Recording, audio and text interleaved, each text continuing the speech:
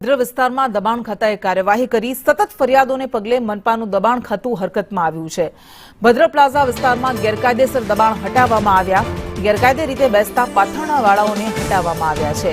તો ગેરકાયદે પાથરણાથી ઘેરાયેલા ભદ્ર પ્લાઝામાં દબાણ દૂર કરવામાં આવ્યા। ચાલી ન શકાય એ રીતે રોડ પર બીઆરટીએસ ફરી રહી છે અને આ તમામ દબાણો ગેરકાયદેસર દબાણોને દૂર કરવામાં આવ્યા। ધારાસભ્યો સતત ફરિયાદ કરી રહ્યા હતા અને આખરે એએમસીનું એસ્ટેટ વિભાગ હરકતમાં આવ્યું। ભદ્ર પ્લાઝા ખાતે ગેરકાયદે હપ્તા વસૂલીથી પાથરણાવાળા બેસતા હતા, જેમને દૂર કરવામાં આવ્યા।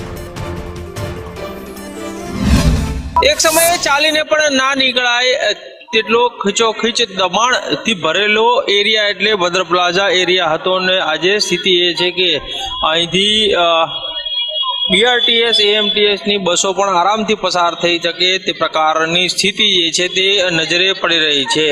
અમદાવાદ મ્યુનિસિપલ કોર્પોરેશન દ્વારા હવે અહીં સતત દબાણ હટાવવાની કામગીરી છે તે કરવામાં આવી રહી છે।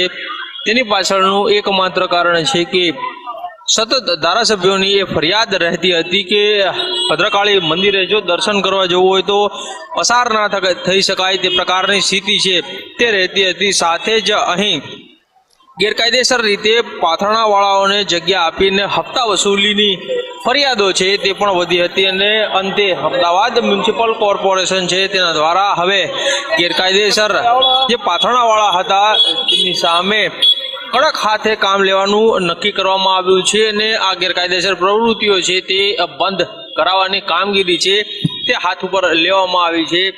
થોડા સમય પહેલા જ એસ્ટેટ વિભાગ છે તેના દ્વારા અધિકારીઓને સૂચના આપવામાં આવી હતી કે ભદ્ર પ્લાઝા ખાતે કોઈ પણ પ્રકારના દબાણો છે તે ના રહેવા જોઈએ અને તેની અસર જે છે તે હવે અહીં દેખાઈ રહી છે।